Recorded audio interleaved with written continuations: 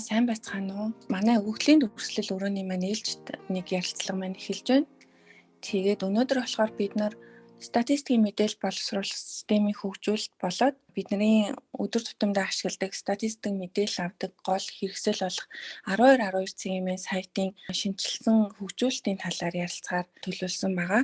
Өнөөдөр манай зочноор болохоор үндэсний статистикийн хорооны мэдээлэл технологийн газрын дарга Мегмар Сүрэн, за мөн IT Zone компани дата архитектор Ариун Тунгалагнаар оролцохоор байгаа. Гэхдээ Ариун Тунгалаг маань нөгөө техникийн асуудлаас болоод хараахан орж ирж чадахгүй байх шиг байна. Тэгээд юу ч гэсэн Мегмар Сүрэн дарга бит хоёр яриагаа эхлүүлээд байжээ. Саяхан статистик мэдээлэл боловсруулах системийн хөгжүүлэлтийг бол ухаалаг засаг төслийн хүрээнд статистикийн хорооны санаачлагаар тэгээ гүйцэтгэгчээр IT Zone Nowsoft компани оролцоотойгоор бол хөгжүүлээд 3 сарын 31-нд танилцуулсан. Тэгээд ерөнхийдөө бол миний ойлгож байгаагаар статистик мэдээлэл боловсруулах ер нь бүхэл алхмууд нь илүү захимжаад хүний оролцоо багатай болсон. Дээрээс нь олон нийтэд нөгөө мэдээлэл хүргэдэг тал нь бол нэлээд сайжирч байгаа гэж ойлгож байгаа. За тэгээд юуны өмнө энэхүү ажилд нь бас баяр хүргэмээр байна. Хэрэглэгч бидний хувьд бол маш юм ач холбогдолтой ажил болж байгаа харагдаж байгаа. Тэгээд Мегмар Сүрэн даргаасаа эхний асуулт нь болохоор ерөнхийдөө та энэ төсөл болоод энэ статистик мэдээллийн системийн хөгжүүлэлтийн ажлын талаар нэг товчхон биднэрт мэдээлэхгүй юу? Ер нь яагаад ийм ажил хийх болов? Энэхүү ажил маань ямар хувь онцлогтой, зорилготой байв гэдэг талаас нь товчхон мэдээлэл өгөөч. За сайн байцгаана уу. За юуны өмнө биднийг энэ ярилцлаганд авирж оролцуулж байгаад бол баярлалаа. За бид нэр статистикийн мэдээлэл боловсруулах систем гэдэг төсөл хэрэгжүүлээд системээ бол хүлээж аваад ингээд ашиглаад явж байгаа. За ерөнхийдөө систем маань ямар юмыг агуулж ийнэ гэхээр одоо статистик өөрөө олон төрлийн тооллого судалгаа тайлан мэдээг бол зохион байгуулдаг. За биднэрт бол эдгээр зориулсан ойролцоогоор 50 орчим систем бол ажиллаж идэг. Жишээлбэл сар улгаан авдаг мэдээ, эсвэл улирал улгаан авдаг мэдээ, эсвэл ингээд тогтмол явагддаг судалгаанууд, тооллогууд гэдэг ингээд төрлөөрийн системүүд бид нар ажиллуулж идэг. За тэгээд эдгээр маань ерөнхийдөө бол ерөнхий үйл ажиллагаа нь бол ийм статистикийн мэдээллийг төлөвлөх, цуглуулах, дүн шинжилгээ хийх, анализ хийх гэсэн ийм статистикийн гол үе шатуудыг энэ бүх ажил маань бол энэ бүх үе шатыг бол хийж энэ бүх тоолох судалгаа маань ингээд эцсийн үр дүнд гардаг. Тэгэхээр энэ дэлхийн статистикийн байгууллагууд бол энэ байнга хийдэг энэ ерөнхий юм бизнесүүдийн энэ бизнес процесс гэж яриад байгаа. Энэ нэг судалгаа хийхэд юм уу, нэг датаг цуглуулахад юм, нэг тоолгыг хийхэд хийдэг энэ ерөнхий үйл ажиллагаануудыг бол ингээд стандартчлах ийм загварууд бол гарч ирсэн. За тэгээд ерөнхий үйл ажиллагаануудыг ерөнхийдөө стандартчлах юм бол бизнесүүдээр стандартчлах юм бол тэрийг бол системчилж болох юм байна гэдэг ийм санал санаачлалууд бол явагдаж байгаа. Тэгэхээр бид нар ерөөсөө манай үндсэн бизнес юу гэхээр түрүүчийн миний хэлсэн гол энэ үйл ажиллагаануудыг агуулсан ийм ерөнхий систем байж хийя. За тэгээд энэ ерөнхий систем бий болсон үний дараа бол тухайн тоолох судалгаа мэдээгээ бол энэ системийг ашиглаад бол нэгдүгээрт нь бол дахин давтан нэг ерөнхий үйл ажиллагаануудыг дахин хийхгүйгээр энэ загвартай суурилсан, энэ системдээ суурилсан байдлаар байнга ашиглагдах бүх тоолох судалгаанд ашиглагдах ийм систем байх ёстой байна гэдгийг бол бид нар бол төлөвлөд ингээд энэ системийг хийсэн байна. Тэгэхээр ерөнхийдөө бол манай хийдэг бүх тоолох судалгаануудыг нэгтгэсэн нэг систем рүү оруулсан ийм төсөл хийсэн гэсэн үг. Яг бид нар энэ төслийг Дэлхийн банкны санхүүжилтээр яг Монгол Улсын засгийн газрын зээл авсан л да Дэлхийн банкнаас. Тэгээд 14 оны үед хийгдсэн. Тэгээд 15 оноос эхэлсэн төсөл байгаа. Тэгээд засгийн газрын хэрэглэх төсөл газар дээр энэ төсөл хэрэгжиж байгаа. Одоо манайх бол одоо улсын бүртгэл за харилцаа холбоо мэдээллийн технологийн газар гэх мэтлэнгийн хэд хэдэн байгууллагууд бол энэ төсөлд бол өөр өөрсдийнхээ хариуцсан хэсгээр бол оролцож энэ төслийг бол хэрэгжүүлж байгаа байгууллагууд болж байна. 2017 оны хавцаа Монстат гэдэг нэг төсөл явж исэн. Тэр бас энэ ажлын нэг хэсэг нь байсан баг тийм үү? Тийм, бид нар өмнө Дэлхийн банкта янз бүрийн төслүүд хэрэгжүүлж ирсэн. За энэ өмнөх хамгийн томоохон төсөл бол Монстат төсөл байгаа. За Монстат төсөл 2009 оноос 2014 он хүртэл 13 он хүртэл хэрэгжсэн төсөл байгаа. За Монстат төслийн өрөөнд бол манайх бол бас IT дэд үтсээ сайжруулсан юм төсөл хэрэгжүүлсэн байна. За энэ хүрээнд бид нэр ерөнхийдөө юу хийсэн бэ гэхээр Солонгосын статистикийн байгууллага, Германы статистикийн байгууллагатай ажиллаад бол саяны миний ярьсан энэ бизнес загварыг байж болох юм байна. Монголд нэвтрүүлэх ёстой байна. Хэрвээ энэ бизнес загвараа нэвтрүүлэх юм бол ийм систем байж болох юм байна гэдэг бол тухайн үед бид нар бол ажиллаж бол энэ системийн зураглалыг бол гаргасан байна. За тэр Монстат төслийн хүрээнд бид нар энэ ямаа гаргаж аваад за ингээд зөвл энийг ийм том систем хийхэд тулд ингээд дараагийн санхүүжилт хэрэгтэй байна гэдэг талаараа үзэлж аваад ухаалаг төсөлд би манайх бол оролцсон байна. Тэгэхээр энэ статистикийн мэдээллийн системийг хөгжүүлэх ажил нь олон улсад ашиглагддаг статистикийн програм хангамжийн дагуулчлал стандартад нийцсэн гэж дурдж исэн. Тэгэхээр та энэ олон улсын дагуулчлалын талаар нэг товчхон хэлж өгөөч. Тийм. Миний хэлээд байгаа энэ ерөнхий бизнес загвар гэдэг байгаа. Тэгэхээр GSBPM гэдэг товчилсан үгтэй энэ Generic Statistical Business Process Model гэдэг энэ бизнес загвар бол олон улсын дэлхийн статистикийн байгууллагууд бол хамтраад хэрэгжүүлээд бүх улсууд бол энэ стандартыг бол өөрийн үйл ажиллагаанд нэвтрүүлж байгаа.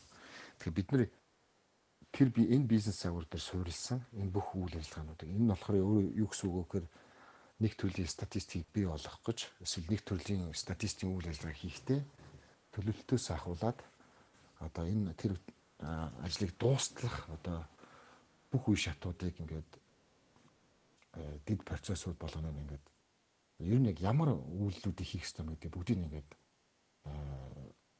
дурдчихсан юм тодорхойлчихсан юм загвар байдаг байхгүй.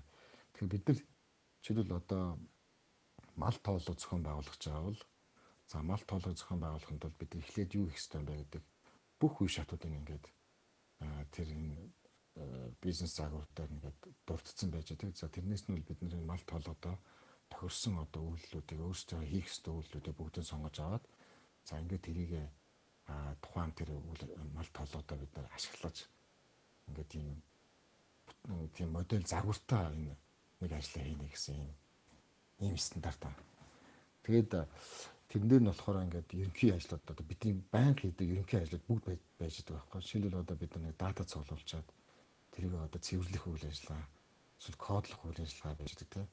Тэгэхээр ийм байнга хийгддэг ерөнхий үйл ажиллагаануудыг бол ерөнхий систем хийгээд тэрнгээрээ бид нар дахин ашиглаад хийгээд байж болно. Өмнө бид нар яадаг байсан бэ гэхээр нэг судалгаа хийх гэдэг юм уу, нэг тооллого хийх гэдэг юм эсвэл нэг төрлийн статистикийн мэдээг хийх зохион байгуулалтаа бол ерөнхийдөө дандаа юм салангас системүүд ажиллаулдаг. Салангас систем ажиллуулахдаа давуу талч жижиг салангадаар нь ажиллуулахаар бол тухайн одоо асуудлыг бол аюул богино хугацаанд юм уу дангаар нь хийж болох хэдий боловч дахин ашиглагдах боломж нь эсвэл өөр одоо ажилд ашиглагдсан компонентийг дараагийн шинэ ажилд оруулж дахин ашиглах энэ юмнууд нь бол одоо очир дутагдaltaй байсан. Тийм учраас энэ ерөнхий загвар, ерөнхий энэ нэгдсэн юмыг бий болгож иж бид нар ингээд одоо байнга хийгддэг, давтан хийгддэг ажлуудыг одоо шинээр нь дахин хийхгүйгээр дахин ашиглах боломжийг бүрдүүлж байгаа юм санаа л да. Статистикийн үйл ажиллагаа нь өөрөө илүү оновчтой зохион байгуулагдаад яг л бизнесийн үйл ажиллагаа хийгдэж байгаа юм шиг. Тэгээд эм дэс дараалалтай, төлөвлөлттэй, тэгээд тэр нь илүү юм нэг автоматцсан маягаар явах боломжтой болж байгаа гэж ойлгол болох юм. Тийм, одоо жишээлбэл нэг ажил мэргэжлийн ангиллын кодлтыг бид нар хийх боллоо гэж бодоход бол хэрвээ бид өмнө бид нар яадаг байсан гэхээр ингээд кодлдог юм систем хийчээд тэрийг ингээд өөр яг тухайн одоо тоолох судалгаанд арчлаа явуулдаг. За мэдээж яг 2 жилийн дараа 3 жилийн дараа яг тэр кодлтыг өөр судалгаанд ашиглах болгодонгууд код мэдээд автомат хийгдсэн байх таарна. Эсвэл систем бид шинжлэх хэрэгтэй байж таарна тийм. Тэгэхээр энэ тэр болгон чинь ингээд дандаа салангат юм уу тухай бүрдээ хийдэг байсан бол одоо яаж ийм вэ гэхээр бид нар ерөнхийдөө бүх энэ үйл ажиллагаануудыг нэг системд оруулчихаар ерөөсөө нэг үйлдэлийг дахин ашиглах эсвэл цогцоор нь бусад бүх юмдаа нөлөөлөх хүчээр шинжилж хийх нэг шинжилсэн юм бусад юмд нь холбоотой байдлаар ашиглах гэсэн өөрчлөлтүүд орж байгаа.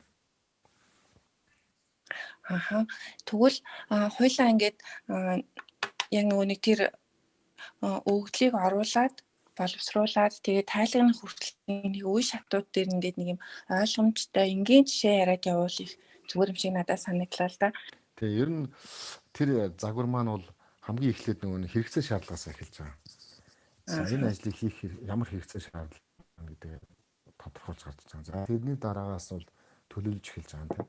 За төлөвлөлтийн шатанд бол ерөнхийдөө энэ үйл ажиллагаа маань өөр газар байна уу? Эсвэл бусад юмтай холбоотой байна уу гэдэг юмудаа шалгана. За тэгээд одоо жишээлбэл ямар одоо аргачлалаар хийх юм, ямар асуулгаар хийх юм гэдгээ бол төлөлтийн шатандаа ерөнхийдөө ингээд тодорхойлж гарч ирнэ. За тодорхойлоод төлөвлөлт нь за одоо бид нар энэ судалгаа хий, энэ сарын хугацаатай хий. За энэ одоо асуулгаар хий, ийм аргачлалаар хийгээд тодорхойлсон дараа бол тэрийг бол одоо ингээд одоо үүсгэх гэж одоо тий бий болгох гэсэн ажил дээр хийж байгаа. Цагны асуулга өнтер үүсгэх. Тэгэхээр тэн дээр ингээд харахад бол манай систем одоо яаж яах вэ гэхээр тухайн нэг асуулгыг зохион байгуулахдаа ижил төстэй асуулга байна уу гэдгийг нэгдсэн сангаас хайд. За тэгээд хэрвээ тэр ижил төстэй судалгаа одоо жишээлбэл заавал шинэ ажил хийхгүй шүү дээ бид нар чинь банк хийдэг ажил нөгөө нэг аргачлалын шинжилгээтэй юм уу асуулгын шинжилгэсэн тохиолдолд бол хуучин юм бол мэдээж жижигхэн апдейт хийгээд ашиглах боломжтой байх хэрэгтэй тийм ээ. Тэгээ хуучин бол яадаг байсан бэл тэрийг бол одоо мануалаар одоо Excel Word-ийн файл дээр хийсэн байсан асуулган дээр edit хийж хийдэг байсан бол одоо бол яг үгээр өмнө нь орсон асуулгын метадата сондотоос өмнөх асуулгаа дуудаж гаргаж ирж байгаа. Тэрийг апдейт хийгээд вершн ахиулаад хадгалаад за ингээд тэр дотор одоо орсон одоо асуултуудыг апдейт хийх болох юм бол мөн адилхан нэг метадата сан дотор байгаа асуултын сан дотроос ижил төстэй асуултыг хайж олоод тэр чигээр ашиглаж болно. Эсвэл мөн бас жоохон эдит хийгээд вершн үүсгээд ахиулаад ашиглаж болно. За мөн одоо тэр өмнө манай метадата сан дотор байж байгаа англи кодууд байх юм бол тэрийг одоо тухайн асуултын хариултын сан болгож ашиглаж байгаа бол за мөн тэр чигээр ашиглаж болно. Мөн вершн үүсгээд ахиулаад ашиглаж болно. Гэх мэтлэнгийн юмнууд эхний тэр одоо бэлтгэл үе шатанд нь бол ашиглагдсан. За тэгэл одоо нөгөө нэг түүрүүд орж ин түүрийн асуудал орж ин тийм ээ бид нар тэр судалгаа тоолгыг одоо ямар нэгжээс авах гэж байгаа эсвэл одоо аж ахуйн нэгжээс авах гэж байгаа бол бид нар нөгөө аж ахуйн нэгжийн сангаас ямар түүрийн дизайнаар шинэ аж ахуйн нэгжээс авах гэдгийг төвлөрж оруулж ирэх энэ болгон бол энэ интеграц хийгдсэн нөгөө нэг үндсэн том систем маань өөрөө тэр компонентууд нь ажиллаад явчих. Тэгээд за ингээд мэдээлэл авах цуглуулах одоо аж ахуй нэгж юм өрхөө сонгосон хойно бол дахиад яг хөөр тухайн одоо аж ахуй нэгж эсвэл тухайн өрхийг бол газар нутгийн онцлогоос нь шалтгаалуулаад эсвэл хөдөөний орон нэгж байна эсвэл Улаанбаатарын нэгж байна гэдгээс нь хамааруулаад бид нар тэр мэдээлэл цуглуулах аргуудаа бол ингээд уян хатан байдлаар мэдээлэгч болгонд тохируулж хийж болно гэсэн. Жишээл тухайн судалгаанд одоо 100 аж ахуйн нэгжээс бид авах гэж байсан байх юм бол Улаанбаатараас одоо хотын төв дотор 50 аж ахуйн нэгж байх юм бол тухайн 50 аж ахуйн нэгжийг бид нар бол Улаанбаатарын одоо интернет ашиглах боломжтой гэж үзэх юм бол бид нар одоо КАВИ технологи нэг вебээр онлайнаар мэдээлэл нь авах арга руу тэднийг тохируулж өгч болно. Аагүй бол одоо хөдөө орон нутгийн одоо магадгүй одоо малчин айл биднэрт хамруулах шаардлагатай болох юм бол бид нар тухайн өрхүүдийг бол утсаар ярьцлага авах арга руу ингэж тохируулж болно гэсэн. Үндсэндээ юу гэвэл нэг судалгааг бол тийм мэдээлэл цуглуулах аргаа бол олон одоо тэр онцлогоос нь шалтгаалуулаад тухайн судалгааны онцлог, газар зүйн онцлог, мэдээлэгчийн онцлогоос нь шалтгаалуулаад бид нар бол хольж авч болно гэсэн тохиргоо гэж. За ингээд нөгөө мэдээлэл цуглуулах аргуудаа ингээд тохируулаад ингээд бүх тохиргоо хийгээд дуслах гэхэд мэдээлэл цуглуулалт маань тодорхой хугацаанд үргэлжлэнэ. За мэдээлэл цуглуулалт хийсэн дараа бол бид нар мэдээж тэр хяналтын одоо мэдээлэл цуглуулалтын хяналтууд бол бас ингээд байж байна. За дээрээс нь цуглуулад ирсэн мэдээг нөгөө шалгах тийм ээ. За зэгцлэх, цэвэрлэх, кодлох гэдэг энэ процессыг бол бас ингээд явна. За ингээд бол нөгөө нэг цуглуулаад дуусчихсан, дата шалгадаад болчихсон, цэвэрлэгдээд болчихсон бол дараагийн шат руугаа нөгөө нэг анализ хийх процесс руугаа шилжинэ. За тэгээд анализ хийгээд анализын процессын дээр бүх юмудаа хийгээд дууссан хойно бол үр дүнгуудаа бид нар бол автоматар шууд бол одоо нэг тархаалтын систем рүү бол апплод хийх, шилжүүлэх ийм юм бол автоматар хийгдэнэ. Одоо бидний үндсэндээ бол манай вебсайт 12 цагийн мэйл маань манай үр дүнгууд бол автоматар бол шилжинэ гэсэн. За ингээд нөгөө нэг тархаалт руугаа шилжсэн дараа бол нөгөө утсан энэ судалгааны датаг архивлах, үнэлэгт өгнөх гэсэн ийм процессыг бол энэ систем дээр байна.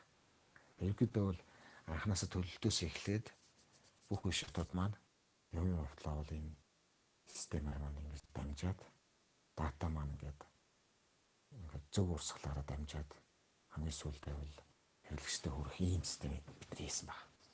За тэгвэл 12 CMN-ий одоо шинжлэгдсэн хувилбар нь бол бета зэг 12 CMN гэдээ харах юм бол яг одоо ашиглагдаж болохоор бол нэгдчихсэн байгаа. Тэгэхээр энэ шинжлэгдсэн хувилбар нь ер нь хизээ одоо хөгжүүлж дуусгаар байгаа вэ? Одоо бас хөгжүүлэлт нь хийгдэж байгаа гэж ойлгож байгаа. Тэгээ бид нэр за ерөнхийдөө үндсэн хөгжүүлэлтүүд бол дууссан байгаа. Артлан ерөнхийдөө энэ 12 CMN наана хүмүүст одоо вебсайт нь бол харагдж байгаа хэлбэр нь бол 12 CMN боловч ардталт нь бол асар том одоо бэкэнд систем ажиллаж байгаа. Энэ датаг одоо зохион байгуулдаг энэ 12 CMN-ийг ардталт нь удирдах систем ажиллаж байгаа. Энэ маань ерөнхийдөө бол дууссан. Одоо бид нар бол наадталт нь за одоо бүх одоо статистикийн датануудыг дашборд болгож хөрвүүлж дуусгах. За тэгээд ерөнхийдөө нөгөө нэг түрүүч миний хэлсэн 12 CMN-ийн шинэ хувилбар нь өөрөө автоматар нөгөө нэг цуглуулалтаас эхлүүлээд автоматар дата нь урс шурж ирдэг ийм зохион байгуулалтаар хийсэн учраас манай нөгөө нэг бүх одоо мэдээ тайлангийн систем маань шинэ мэдээлэл боловсруулах систем рүүгээ шилжиж орсон хойно бол бүх дата маань яг зөв урсгалаараа бол 12 бол бүгдээрээ урсж орж ирнэ. Тэгэхээр бид нар энийг бол маш хурдан хугацаанд бол ингэж арай шууд бол шилжих боломжгүй. Тэгэхээр бид нар 2021 онд бол ямар ч гэсэн шинэ хуучин 2 системээ бол авч явж байгаад за ерөнхийдөө төлөвлөгөө гаргацсан байгаа. Одоо бид нар бол сардаа цуглуулдаг бүх мэдээнүүд эсвэл улиралдаа цуглуулдаг бүх мэдээнүүдийг энэ ондоо бол бүгдийг нь бол шинэ системээр урсгаж оруулж ирнэ. За тэгээд 2022 оноос бол үндсэндээ бол хуучин 12 бид нар бол бүрэн одоо халах ийм төлөвлөгөөтэй байгаа. Яг агуулгын хувьд гэх юм бол одоо дотор нь байгаа өгөгдлийн сангийнх нь хэмжээний хувьд гэх юм уу агуулгын хувьд авч үзвэл шинэ хувилбарт нэмэгдсэн зүйл байгаа юу? Хуучин хувилбараас эсвэл агуулгын хувьд хасагдсан тийм зүйл байгаа болов уу? За хасагдсан зүйл ерөөсөй байхгүй. Нэмэгдсэн зүйл за яг бид нар бол мэдээж нөгөө нэг шинэ статистикаар бол угаасаа бид нар бол нөгөө нэг автодлогдод явж идэг. За тэр агуулга бол мэдээж үргэлжлэнэ. Хамгийн гол анхаарсан юм бол энэ өгөгдлийн дүрслэл дээр бид нар анхаарсан байгаа. Бидний шинэ 12 хуучнаас ялгарх гол онцлог нь бол бид нар таблог 12 дээр оруулж ирсэн байгаа. Таблог бол өөрөө бол дата дүрслэлийн софтвер гэдгийг бол та бүхэн мэдж байгаа. Тэгэхээр бидний гол онцлог бол хуучин 12 дээр байгаа тоогоо илүү тийм дүрслэлтэй байдлаар интерактив дүрслэлтэй байдлаар бол хүмүүстээ хүргэе гэсэн юм гол шийдэл байна. За тэгээ бас мэдээж бол бас янз янзын юмуд бий. Жишээлбэл бидний энэ сайтыг өөрийн одоо сайт айгүй хэцүү технологи хүн болгоны нүдэн дээр илүү байдаг. Тэгээд хүн болгон өөр өнцгөр хардаг. Тэгээд одоо ядчил өнгөн тийм байна, ийм байна гэж янз янз юм яриад байдаг. Тэгэхээр бид нэр сайтныхаа бас тийм өнгөн төр дээр дизайн дээр тийм олон хувилбартай байхаар эсвэл одоо текст нь хэд жижиг хэд том байна гэдэг ийм асуудлуудаас бол сэргийлжил одоо тийм текстээ хэрэглэгч ер нь хэрэглэгч өөрөө нөгөө нэг өөртөө зориулсан тийм өнгө дизайнаа сонгож болдгоор тийм юм хийсэн байна. За тэгээд бас бүтэн хайлтын системтэй гэх мэтлэн ердөөдөө бол нөгөө нэг хуучин 12 одоо хуучин жоох одоо манай 12 бэлэн ийм тэблүүдийг хүнд хүргэдэг байсан байхгүй. Тэгэхээр одоогийн 12 гол онцлог нь бол за бэлэн тэблээ хүрэхээс гадна бол яг манай нөгөө нэг дата базыг warehouse хэлбэрээр нь хүнд хүргэхээр ийм байдлаар бол зохион байгуулагдсан байна. Шинэ хувилбарыг би орж хараад тэгээ надад бол дизайн нөгөө вебийн харагдах байдал нь бол айгүй таалагдсан. Тэгээд айгүй гоё цэвэрхэн болсон юм шиг надад санагдсан. Нөгөө нэг хуучин сайтыг ашиглахад ямар байдаг вүлээ гэдгээ бодоод тэгээд харьцуулаад харахаар таны хэлсэн нөгөө тэр хайлтын систем нь бол нэлээд сайжирсан, ажиглагдсан. Дээрээс нь дүрслэлүүд бол нэлээх нэмэгдсэн. Тэгээд тэр нь хөвчлэн нөгөө нэг табло дээр хийсэн болохоор ингээд интерактив маягийн дүрслэлүүд орж ирж байгаа нь бол айгүй гоё санагдсан. Би нэг хэд хэдэн анзаарсан зүйлээ бас танаас баттгаад асууя ярилцъя гэж бодсон. За одоо ингээд нүүр хууц руу н орохоор нөгөө салбаруудын мэдээнүүд бол ингээд сонголтоороо байж байгаа. Тэгээд нэг хэсэг нэмэгдсэн болохоор энэ нөгөө сүүлд гарсан судалгаанууд тэгээд удахгүй гарах судалгаануудын чагсаалт нь харагддаг болсон байлээ нүүр хуудсан дээр. Энэ надад айгүй хэрэгтэй санагдсан. Тэгээд нэрээ энэ дээр бас нэг юм асуухад одоо жишээ нь энэ сайтыг ингээд энэ системийн хөгжүүлэлт хийгдээд ирэхээр ерөнхий үйл ажиллагаанууд нь автоматжаад ирэхээр нөгөө нэг тогтмол гардаг судалгаанууд, тогтмол танилцуулагддаг мэдээнүүдийн маань танилцуулах хугацаа нь бас наашилж байгаа болов. Статистикийн хороо бол тоо мэдээгээ танилцуулахдаа тархалтын хуваараа урьдчилан зарласан байдаг шүү дээ. Тэгээ яг тэр хуваарийнхаа дагуу бол ингээд бүтэн жилийн турш мэдээнүүдэд танилцуулан явдаг. Тэгэхээр энэ хуваарьт энэ шинэ системийн хөгжүүлэлттэй холбоотойгоор өөрчлөлт орж байгаа юу? Тийм. Энэ ер нь бол энэ манахаас баян хүмүүсийн асуудаг юм бол одоо тэр тоо хизээ гарах вэ? Тэр тоо тэдэн сарын одоо тоо чи хизээ гарах вэ гэдэг ч юм уу. Ер нь тэр тоо хизээ гарах вэ тийм гэл асуудаг. Тэгэхээр ер нь бидний дээр нэг тархалтын хуваараа тавьдаг бол ийм олон улсын жишээ байдаг те. Бид нар ер нь хизээ юу нийтэд тархах вэ гэдэг бол ил тоо зарлж явах хэрэгтэй. Тэгжээс нөгөө нэг хүмүүс маань бас тэр тоо хүлээж байгаа хүмүүс маань хүлээлтээ үүсгэж эсвэл тэрэнд даруулж бас хэрэглэх одоо ажлаа төлөвлөдөг тийм байдаг л да. Тэгэхээр бид нар бол саний түрүүчийн хэлдэг тэр сүүлд гарсан тоогоо онцлог.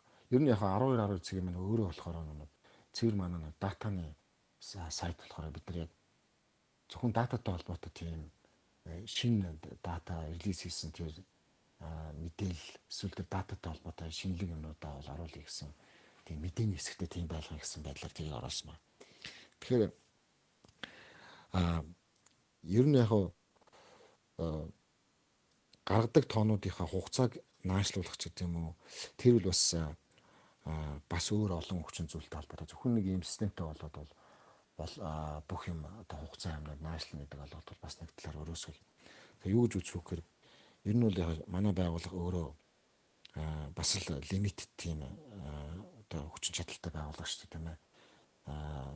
Хүчин чадлаас илүү ихтерсэн их дата дээр ажиллах энэ төрөл одоо нөгөө талаасаа бол чанаргүй дата гарах ч гэдэм үү ачаалаас ихтгэж агсан юмуд гарах. Тийм учраас ерөнхийдөө манайх тоог нааш юу хугацааг нааш нь татах гэдгээс илүүтэйгээр ер нь ач холбогдолтой датагаа богино татамжтайгаар ер нь хэрэгцээ одоо хэрэглэгчдийн хэрэгцээд байгаа датаг яг тодорхой хугацаанд нь гаргая.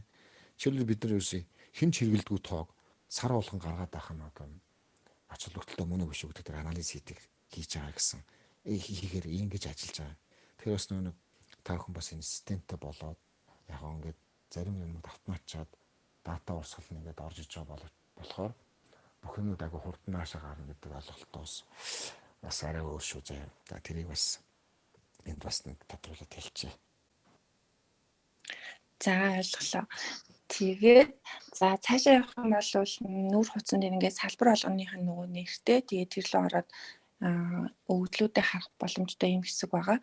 За энэ дээр миний нэг харсан юм нь болохоор хуучин сайт дээр болохоор одоо тухайн салбараа сонгоод тэгээд ямар нэгэн үзүүлэлтээ сонгохоор дотор нь бас ингээд нөгөө сонголт байгаад идэг.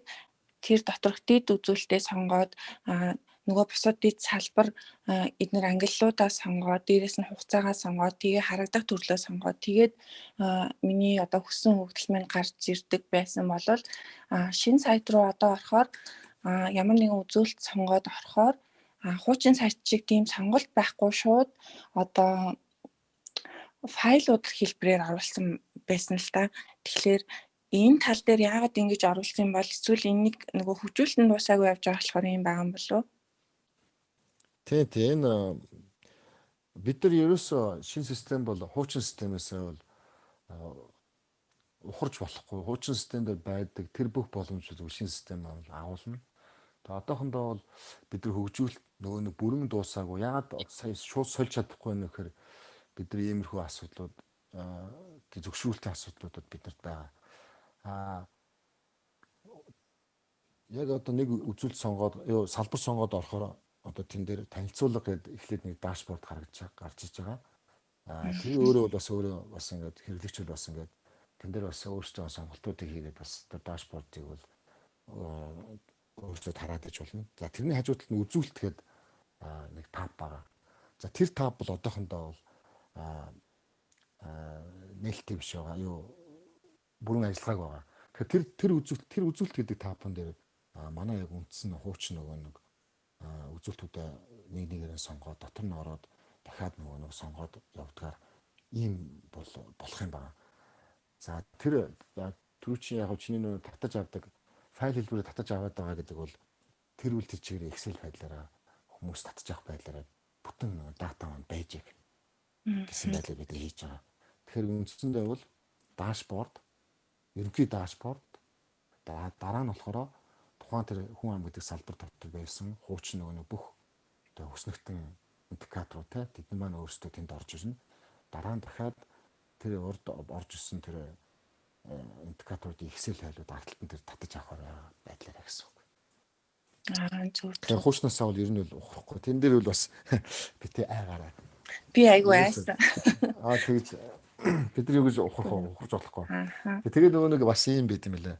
Шинэ системийг хийхээр нөгөө нэг байнгын хэрэглэгч нар яг бас юм тодорхой хугацаанд нөгөө нэг хуучин шууд сольжих нь хуучин юм ингээд өгүүлээд байдаг. Тэгэхээр бид нар энэ одоо энэ хуулбар маань энэ ондоо амарчсан бүтэн ажиллана. Дээрээс нь шинэ хуулбар маань дагаад өшөө илүү баяжаад сайжраад ингээд он дуусалцууг ажиллана гэсэн үг.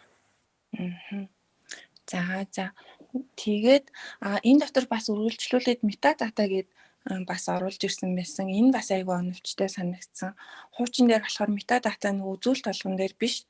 Ерөнхийн нэг юм цэсээр ороод тэгээд тэндээсээ сонгодог байсан бол энэ дээр хэрвээ надад хүн амын мэдээлэл хэрэгтэй болох юм бол тэр хүн ам руугаа оронгууд дотор нь дахиад нөгөө метадата зөвхөн хүн амтай холбоотой гэд ороод ирсэн. Энэ бас айгүй гоё санагдсан.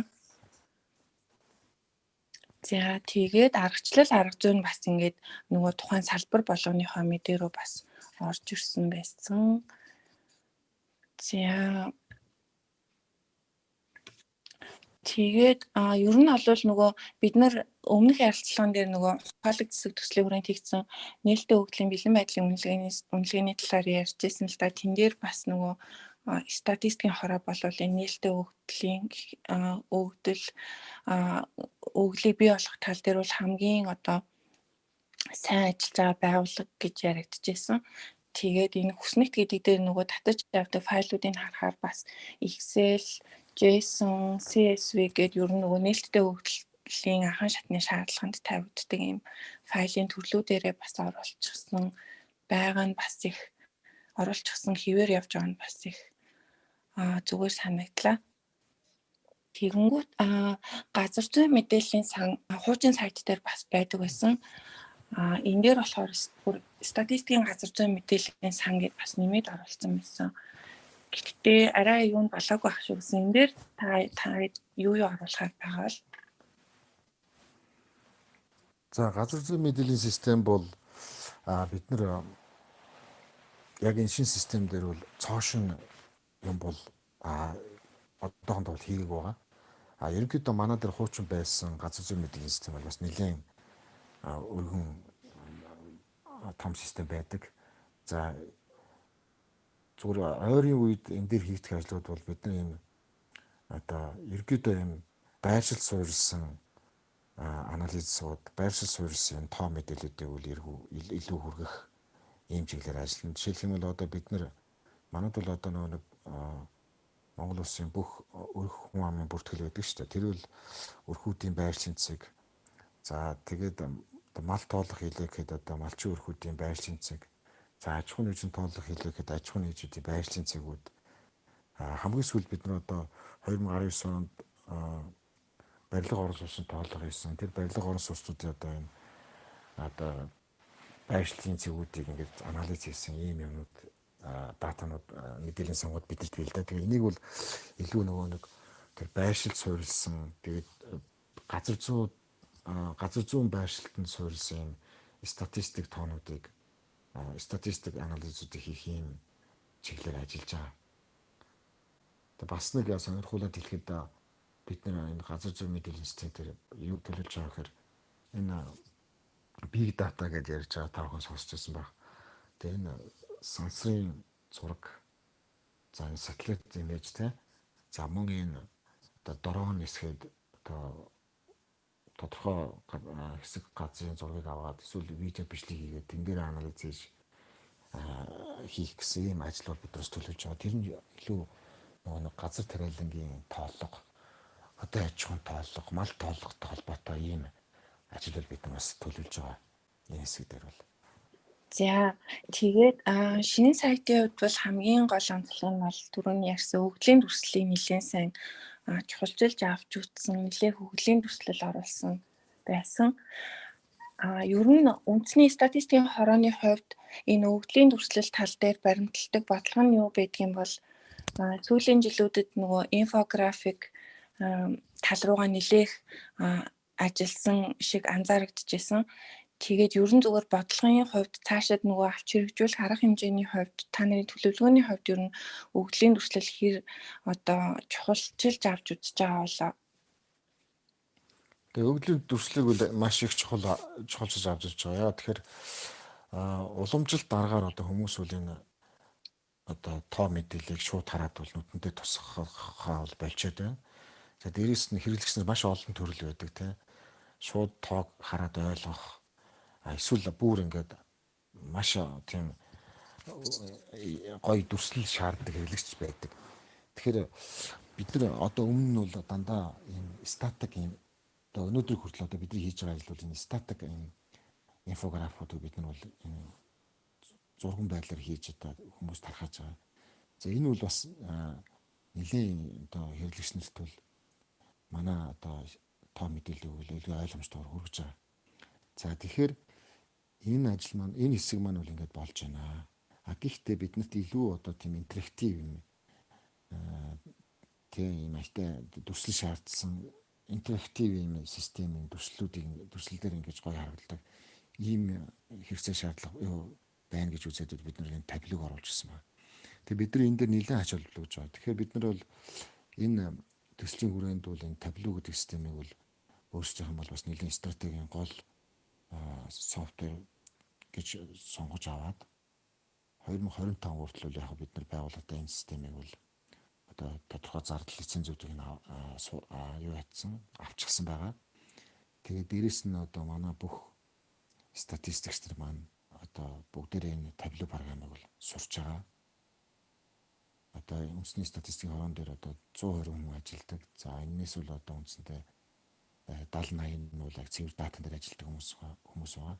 За энэ хүмүүс маань бүгдээрээ бол энэ табло програмыг сурч байгаа.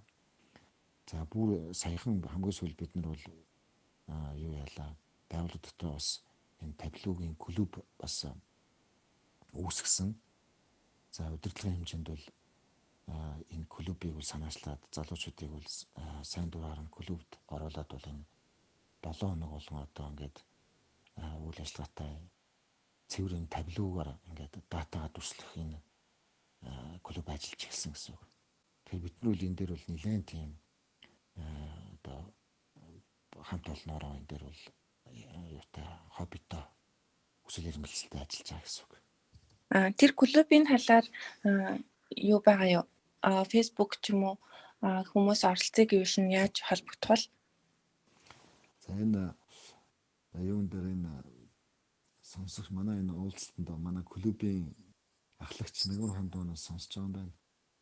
Нэгэ боломжтой бол клубийн талаар товчхон мэдээлэл хүмүүст өгөх юм уу? Биелэх юм уу?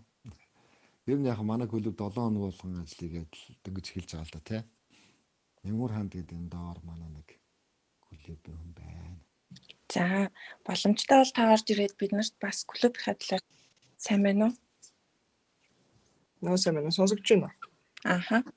За бүгдээр нэг өдрийн мэндийг хүргье. Мега даргын яриаг сонсоод та хэд бас статистикийн хэрэглэгч талаас яаж хандаж яаж байгаа бол сонсоод байжлаа. За яг таблогийн саяны нэг ярьсан системийнхаа шинжилгээний хүрээнд тэгээд өвдлийн дүрслэл дээрээ бас анхаарай гэдэг хүрээнд мандат дээр бас таблог ашиглаж байгаа гэж сая хэлж байна. Миний хувьд ч гэсэн одоохондоо бас шинэ байна. Дөнгөж сурагчтандаа байна. Тэгээ манай яг ажил дээр бид ажил ихтэй байдаг. Тэгээ ажлын бүтээмж нэмэгдүүлэх үүднээсээ бас дүрслэлээ нэмэгдүүлээ сайжруулъя гэдэг талаас сайн дурын үндсэн дээр бас нэг 15 хүн одоохондоо бол яг клубийн хэмжээнд ажиллаад эхэлж байна. Дөнгөж сургалт аваад одоо ажлын бус цагаараа ингээ оролдоод үзье. Тэгээ улам чаддаг болчоод бусдуулдаа бас илүү зааж өгье гэдэг байдлаар ингээд явж байгаа тийм идэв хүн байгаа. Одоогийн яг хүрээнд бол яг сураад аваад тэгээд нэг магадгүй нэг сарын дотор ч юм уу эргээд клуб нээлттэй болоод явах боломжтой байхаа. Тэгээд дээрэс нь Facebook дээр бол community-нууд бол зөндөө байдаг гэж харагдсан. 2-3 ч Facebook group байсан таблогийн хэрэглэн дээр. Тэгээд тэрэн дээр бас нээлттэй группүүд байдаг болохоор тийшээ бас хандах боломжтой юм шиг санагдсан шүү. Энэ дотор харагдж байхад тэр IT зоны 2-3 багш бол яг тэр таблогийн групп дээр бол Facebook дээр нэлээд туслаад ингээд энийг яад юм бол гэж асуухлаар хэлээд өгдөг тийм тогтмол үйл ажиллагаатай Facebook групп бол байд юм билээ. Тэгээс тийшээ бас хандвал зүгээр хаа гэж бодож. Одоохондоо бол яг сурах гад тэгээ өөрсдөө бас нухаад мэдэж авахын төлөө яг өнөөдрийн байдлаар бол явж байгаа шүү. Тийм. За баярлалаа. Тийм бидний анзаарснаар бас нөгөө табло сонирхдаг айгүй олон хүмүүс байдаг юм билээ. Тэгээ суралцах, дээрэс нь бүр нөгөө ур чадвараа сайжруулах, илүү гоё нөгөө өвлийн дүрслэл хийх талаар бас санаа нөгөө солилцох хүсэлтэй хүмүүс айгүй байдаг юм билээ. Тэгээд танахаас бас нөгөө юм аль биесны клуб бид нартэй болчих юм бол залуучуудад их хэрэгтэй ах гэж бодож байна. Манай Тунгаахын хөгжлийн урлагийн хөгжлийн дүрслэл гэдэг нэг Facebook групп байдаг.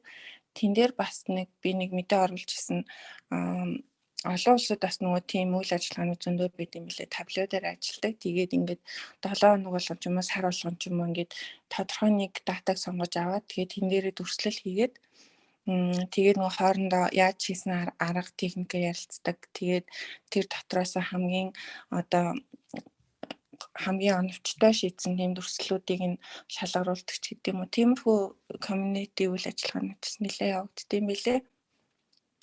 Тэгээд саяны нөгөө таад бас ингээд суралцаа явж байгаа гэсэн. Тэгэхээр яг энэ шинэ системийн хөгжүүлэлттэй холбоотой яг таны албан хаагчдад одоо жишээ нь нэг тоогоо ингээд цуглуулах үйл ажиллагаа, боловсруулах үйл ажиллагаа ч юм уу арай илүү хялбарчлагдаад одоо хүний нөөцийн нөгөө ачааллын хувьд бас буурсан тийм юмнууд байгаа болов. За систем өөрөө бол ийм их одоо ингээд нөгөө хийж байгаа бизнесүүдээ ингээд хуваагаад эхлэхээр яг энэ олон улсад гарч байгаа өөрчлөлт нь болохоор энэ манай байгууллага одоо ч ингээд манайх бол ингээд байхгүй.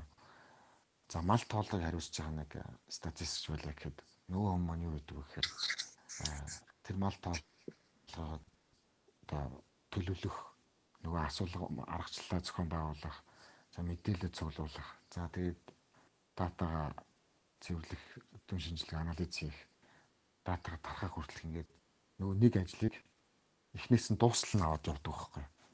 Тэгэхээр одоо манай энэ системийн одоо нөгөө нэг GSPP маань гол юу нь бол гол зориулт нь болохоор нэг хүн нэг юм эхнээс нь дуустал авч явах биш. Харин зүгээр арай өөр байдлаар нэг яг нэг процесс болгоноор нь хүмүүс салгаж авч хийх. Жишээлбэл нөгөө нэг мэдээлэл цуглуултыг бол мэдээлэл цуглуултын одоо нэгж юм уу эсвэл мэдээлэл цуглуултын том баг хариуцах. Бидний цуглуулсан датаг нь бол нөгөө нэг анализ хийх баг нь авч анализ хийх. За тэгээд би болсон анализ хийгээд гарсан үр дүнг нь бол нөгөө хүнд хүргэх баг нь хүргэх байхаар ийм систем, ийм нөгөө загвар багхгүй нөгөө GSPP гэдэг маань. Тэгэхээр бол манай одоо бидний их цөөхөлөө учраас манай хүмүүс одоо нэг ажлыг тэгж эхнээс нь дуустал аваад хийждэг. Нөгөө нэг олон улсын статистикийн байгууллагууд бол яадаг гэхээр жишээлбэл төвдөрөө нэг 500 ажиллаж байдаг эсвэл 1000 хүн ажиллаж байдаг хүмүүс бол яг миний түрүүчийн хэлдгээр юм олон багууд хуваагдаад нэг ажлыг тав талаас нь багууд ороод хийж чадж байгаа. Манайх арай хүмүүстэн цөөх учраас нөгөө ажлыг чинь нөгөө нэг хүн маань эхнээс нь аваад дуустал нь хийж байгаа. Тэгэхээр энэ бол системтэй холбоотой холбоогүй ерөнхийдөө бол манай нэг үндсэн бизнест бол ямар нэгэн өөрчлөлтүүд тийм шинжилтүүд бол гарах хэрэгтэй. Тэрэнд бол бид нь бол бэлэн байх, суралцах, үйл ажиллагаа зохион байгуулах юм шаардлагууд бол байх. Энэ бол маш том шинжилэл хийгдэж байна л гэж би харж байна. Одоо чинь ингээд ямар нэг датаны тухай эсвэл тооллого судалгааны тухай асуулт гараад тэгээд статистикийн хороолоо холбогдоод асуухаар заавал нөгөө мэрэгчлэлтэн рүү нь холбогдох шаардлагатай болдог. Тэгээд тэгэхээр яг түрүү таны хэлснээр яг нэг хүн ингээд нэг салбараа ч юм уу хариуцаа явуулдаг нь бас явдаг юм байна да гэж би бас анзаарч ирсэн юм байна. Тэгэхээр энэ үйл ажиллагааны хувьд бас нэлээд өөрчлөлт орохоор байгаа юм байна. За тэгвэл бусад нөгөө харьяа байгууллагууд байгаа шүү дээ. Нийслэлийн статистикийн газар, дүүргүүдийн статистикийн газар, аймагуудын гэх мэтчлэн эдгээр газруудын үйл ажиллагаанд бас энэ системтэй холбоотой өөрчлөлтүүд орж байгаа болов. За энэ систем маань бол манай бүх ажилтнууд бол бүх өдөө орон нутгийн бүгд ашиглана. Эцсийн хэрэглэгч нь бол манай бүх хүмүүс маань байгаа. Тэгэхээр тэд нар орон нутгад байгаа хүмүүс энэ системээр орж одоо түрүүчийн миний хэлсэн. Одоо ерөнхийдөө ингээд мэдээлэл цуглуулалтын аргууд чинь одоо энэ нэгдсэн системд орсноор бол нэг онлайн бид нар одоо аж ахуй нэгж өрхүүдээс бол онлайнаар вебээр мэдээлэл авах тийм энэ бол одоо манай ирээдүйн гол ийм сувг болно. Мэдээлэл цуглуулалт арга болно. Дээрээс нь бид нар энэ төслийн хүрээнд колл центр байгуулсан байна. Колл центр. Тэгээ энийг бас та хүмүүс сайн мэдээгүй шатгаа. Бид нар өмнө нь бол одоо утсаар мэдээлэл авахдаа бол тийм нэгдсэн колл центр байхгүйгээр зүгээр одоо судлаач одоо мэдээлэл цуглуулах ажилтныхаа гар утсан залгаад одоо би эндээс ярьж байна гэдэг ингээд мэдээлэл авч ирсэн тохиолдлууд байгаа. Одоо бол бид нар бол өөрсдийн колл центрт болсон. Тийм учраас бид нар бол юм манай нэг лавлах 1912 гэдэг утас шиг бид нар бол 75 33 12 гэдэг ийм утастай болсон. Энэ утас маань бол манай колл центрийн утас. Энэ утасаар бол манай бүх одоо утсаар цуглуулах, утсаар мэдээлэл цуглуулах энэ ажлууд бол явагдана. Тэгэхээр бид энэ дугаараа бол сурталчилна. Энэ дугаар бол одоо үндэсний статистикийн хорооны ихтэй одоо юм мэдээлэл цуглуулах утас юм а гэдэг бол олон нийтэд бол таниулна. За тэгээд манай одоо орон нутагт байгаа хүмүүс байна уу, төвдөр байгаа хүмүүс байна уу? Ерөнхийдөө манай энэ системд орж байгаа мэдээлэл цуглуулахаар утсаар мэдээлэл цуглуулахаар ч юм уу эсвэл вебээр мэдээлэл цуглуулах бүх ажилтнууд маань бол энэ системд орж энэ одоо өөрт хуваарлагдсан аж ахуйн нөхцөл рүү ярих юм уу эсвэл өөрт хуваарлагдсан аж ахуйн нөхцөлтэйгээ харьцах асуудлууд бол энэ шинэ системээр маань явах юм байна. Таасаар цуглуулсан мэдээлэл ч гэсэндээ энэ системээр л орж шивж оруулна. Тэгэхээр манай энэ статистикийн мэдээлэл боловсрол систем маань мэдээлэл цуглуулах арга нь өөрөө бидний мэддэг нөгөө нэг нүүр тулсан ярилцлагын цаасаар цуглуулах ажил тий. Дээрээс нөгөө нэг капи буюу нөгөө таблетээр цуглуулах арга. Дээрээс нь саяны миний ярьсан колл центр буюу кати утсаар цуглуулах арга.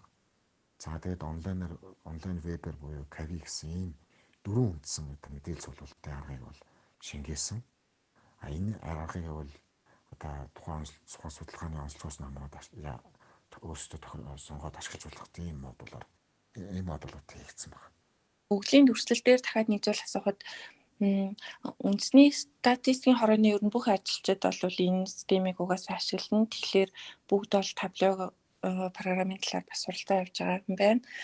Гэхдээ статистикийн хороонд яг энэ зөвхөн одоо өглийн дүрслэл хариуцсан тийм албан тушаал ер нь бий болох болов эсвэл яг одоогийн байдал жишээ нь танай гаргадаг инфографикуудыг жишээ нь судлаачид маань өөрсдөө хийж байгаа юу эсвэл тусдаа хариуцсан хүн байдаг болов дизайнер ч юм уу? За манад бол манайх одоо олон төрлийн нөгөө нэг ном хэвлэмэл байдлаар олон төрлийн бүтээгдэхүүн гаргадаг бол таахан мэдж байгаа. За тэгэхээр тэнд манад хэвлэлийн их бэлтгэгч гэдэг яг одоо бол 2 хүн ажиллаж байгаа. За манай ихэнх инфографик гэдэг бол тэр 2 хүн маань бол хийдэг байгаа. Гэхдээ манай статистикч нар өөрсдөө за мөн энэ инфографикийг бол сүүлийн бас нэлээд хэдэн жил бол суралцж байгаа. Чадлаараа өөрсдөө хариуцсан инфографик гэдэг бол хийж байгаа. За үүн дээр нэмэгдээд одоо бид нар манай хэвлэлийн дизайнерууд ч тэр манай статистикч нар тэр бүгдээрээ энэ табло програмыг сурч байгаа. За тэгээд өөрсдөө хариуцсан датаг статистикийг энэ табло интерактив дашборд болгож түүх ажил дээр бүгдээрээ оролцохоор бэлтгэж байгаа. Тэгвэл бүр энэ өглийн дүрслэл гэдэг одоо энэ ойлголт бол бүр илүү хөгжөөд явах байх гэж аюу баяртай байна. Манай тунгаахын өглийн урлан болохоор бид нөгөө нэг ер нь ингээд судлаачид, дизайнерууд, дээрэс нь IT-ийн хүмүүс гэсэн 3 чиглэлийг нэгтгээд яг энэ өглийн дүрслэл талын үйл ажиллагааг хийх ийм зорилготой байгууллага байгаа. Тэгээд бидний харж байгаагаар болохоор өглийн дүрслэлийг бол зөвхөн дизайнер эсвэл зөвхөн судлаач өөрөө эсвэл IT-ийн хүн ингээд ангаараа хийхэд жоохон бэрхшээл тулгардаг. Тухайлах юм бол дизайнер хүн бол нөгөө яг тухайн тоо өгдөл судалгааг нь зөв ойлгож, бүрэн ойлгож чадахгүй байх тохиолдол гарах. Эсвэл судлаачд маань өөрөө юм мэдж байгаа боловч янз бүрийн нөгөө дизайны аргачлал, дизайны шийдлүүдийн талаар мэдлэг, туршлагын дутмаг байх. Дээрээс нь нэмээд интерактив дүрслэл болох, веб руу оруулах гэх мэт ийм IT-ийн бас энэ шийдлүүд нэлээд шаардлагатай болоод идэг. Тэгэхээр өглийн дүрслэл гэхээр ийм багийн ажиллагаа юм шиг биднэрт санагдаад идэгин. Тэгээд бидний зүгээс бас энэ өглийн дүрслэл гэдэг зүйлийн ач холбогдлыг тэгээд энэ өгдөл судалгаа, энэ тоо мэдээллийг энгийн хүмүүст хүргэх, эсвэл хүмүүст илүү ойлгомжтойгоор хүргэх, тэгээд илүү тэр нэлээд хүч хөдөлмөр зарж бий болгосон тэр өгөгдлийн үн цэнийг нэлээд бий болгох, тэгээд өгөгдлийн өрсөлдөл гэдэг юм бүтээгдэхүүн болгон хувиргах тал дээр нэлээд анхаарч ажиллах юм зорилготой байгаа. Тэгээд ерөнхийдөө одоо л 8 цаг 9 цаг болж байна. Тэгээ 9 хүртэл цөмөөрөө яриад 9 цагаас хойш доор сонсож байгаа хүмүүсээс асуулт авъя гэж бодож байна. Тэгээ миний сүүлийн асуулт болохоор мягмар сүрэн даргаас ер нь статистикийн хорооны хувьд энэ техник технологийн дэвшүүлийн их өгөгдлийн тухай яригдж байгаа энэ үед нээлттэй өгөгдөл болоод их өгөгдлийн талаар цаашид одоо хэрэгжүүлэхээр зорж байгаа ямар том зорилгууд, ажлууд байгаа вэ? Энэ талаар мэдээлэл өгөөч. Тий. Өгөгдлийн эрен үе ирчихсэн. Тэгээ одоо гол ер нь бол нэлээд одоо анхаарал татсан сэдв байна. Тэгээ бид нар бол статистикийн байгууллага бол ерөнхийдөө бол дата цуглуулад боловсруулаад дахиад ийм статистикийн дата гаргадаг ийм цэвэр датаны байгууллага гэж ерөнхийд нь бол хэлж болно. Нөгөө талаараа бол бид нар бол тийм ээ датаг одоо гаргаж нийлүүлж байгаа боловч өөрсдөө бид нар бол датаны бас гол хэрэглэгч нар байхгүй. Тэгээ бид нар бол одоо зөвхөн одоо бид нар ч биш одоо дэлхийн бүх одоо статистикийн байгууллагуудын одоо гол зорж байгаа чиглэл нь бол өөрсдөө ингээд шинэ тоолох судалгаа хийхээс илүүтэйгээр энэ төрийн байгууллагуудад цугларч байгаа өгөгдөл датаг статистикийн анализд ашиглах, статистикийн зорилгоор ашиглах, бодлого шийдвэр гаргахад хэрэгцээтэй юм дүн шинжилгээнүүдийг хийх чиглэлээр бол ажиллах ийм чиглэлүүд бүгдээрээ ингээд ажиллаж байгаа. За дээрээс нь төрийн датанаас гадна одоо ярьж байгаа нэг их өгөгдөл буюу энэ гадуур одоо үүсэж байгаа энэ бэлэн датануудыг ашиглаж статистикийн дүншилгээ хийх. Энэ рүү бол бүх чиглэл ажиллаа. Бид нар ч гэсэн энэ дээр бол нэлээд тийм хүсэл сонирхолтой одоо ингээд нэлээд ийшээ ингээд хэрхэн ажиллах уу гэдэг тактик одоо төлөвлөгөөгөө бол ингээд ярилцаад боловсруулаад ажиллаж байгаа. За дээрээс нь технологийн асуудлууд бол нэлээд асуудлууд бол гарна. Бид нар бол цэвэр дата дээр ажилладаг учраас бол манай байгууллагын өдөр тутмын одоо үйл ажиллагаа бол дандаа технологи ашигласан юм байлаа гэдэг. За тэр датаг хэрхэн цуглуулах, за датаг хэрхэн хадгалах, за тэгээд датаг хэрхэн зөв зохион байгуулах. Тэгээ энэ бол одоо манай бидний байнга өдөр тутам хийж идэг юм ажил байгаа. За энэ дээр бол бид нь бол нэлээд бэстэй ажиллаж байгаа. За одоо та бүхэн бас бүгдээрээ сонсож байгаа. Одоо бид нар бас хувийн хвшлийнхэнтэй бас уриалах юм байдаг л да. Ер нь бол одоо ингээд төрийн байгууллага одоо чиглэж шүүмжил их явдаг штэ. Тэгэхээр статистикийн байгууллага өөрөө бол дата бол ингээд чадлаараа бол бид нар бол ингээд вебсайтаараа бол бусдад ингээд тархаж байна тийм ээ. Тэгэхээр бид нь бол төрийн хувийн байгууллагуудаа бол юу гэж уриалах вэ гэхээр та бүхэн маань бас өөрсдөө датаг бас нээлттэй байдлаар гаргаач тийм ээ. Тэгэхээр одоо энэ их өгөгдөл дээр яригдж байгаа их өгөгдлийг одоо ер нь өгөгдлүүдийг үүсгэдэг энэ хэд хэдэн гол салбарууд байгаа. Жишээлбэл банкнууд дээр маш их дата үүсэж байгаа. Энийг бол одоо банкнууд одоо боломжтой хэлбэрээр энэ нээлттэй форматаар нь тэр хүний нууцыг хөндөөхгүйгээр ийм байдлаар бол одоо нийтэд зах зээлд гаргаж ямар байна. Тэгвэл энэ датан дээр энэ тэндээс суурилсан шинэ датаны бизнесүүд л үүснэ. За дээрэс нь энэ гар утасны операторууд байна. Тэд дээр бол маш их дата үүсэж байгаа. Гар утасны операторууд маань бас энэ датануудаа ингээд бас зах зээлд гаргамаар байна. Тэгэх юм бол бас маш олон бизнесүүд энэ дээр тулгуурж хөгжинө гэдэгт бол итгэлтэй байна. Тэгээ энэ дэлхийд бол статистикийн байгууллагууд төрийн датанаас гадна энэ хувийн датанууд ялангуяа сайн миний хэлсэн гар утасны хөгжил гэх мэтлэнгийн датануудыг ашиглаж статистикийн түн шинжилгээ хийх рүү бол бүр чиглэлд ажиллаж байгаа. Тэгэхээр бид нар эндээс бол хоцрохгүйгээр энэ чиглэл рүү бол бид нар бол үйл ажиллагаа бол чиглүүлж байгаа. Тэгээд таад бас энэ статистикийн мэдээлэл боловсруулах програмаа хөгжүүлээд ашиглалтанд оруулж байгаад дахиад бас баяр хүргэмээр байна. Тэгээд хэрэглэгчийн хувьд бол миний хувьд бол айгүй том дэвшил гарч ийна гэж харж байгаа. Тэгээд өгөгдлийн дүрслэлийг би өөрөө ашиглахаас илүү олон нийтийн өгөгдлийн дүрслэлийг хараад өгөгдлийн дүрслэл гэдэг чинь бас ийм юм байдгийн байна. Тэгээд ийм гоё юм байд юм байна гэдгийг бас ойлгоход энэ үндэсний статистикийн хороо гэдэг энэ том байгууллага өөрөө ингэж ажиллаж эхэлж байгаа нь бол их том дэвшил гэж харж байна. Тэгээ та бүхэнд маш их баярлалаа. За баярлалаа. Баярлалаа. За баярлалаа. Өнөөдөр манай өрөөнд хамт байж сонссон бүх хүмүүстээ баярлалаа. Тэгээд би тэгэд болохоор даваа гараг болгоны 20 цагаас өгөгдлийн дүрслэл судалгаатай холбоотой сонирхолтой ярилцлагуудыг зохион байгуулж байгаа. Тэгээд та нар бас энэ ярилцлагуудын талаар мэдээлэл авахыг хүсвэл Facebook-д өгөгдлийн дүрслэл гэдэг энэ өрөөнийхөө нэрээр хайх юм бол тийм групп байгаа. Тэр группт нэгдээд бас өөрсдийнхөө сонирхолтой мэдээлэл оруулах, мэдээлэл солилцох тийм боломжтой байгаа шүү.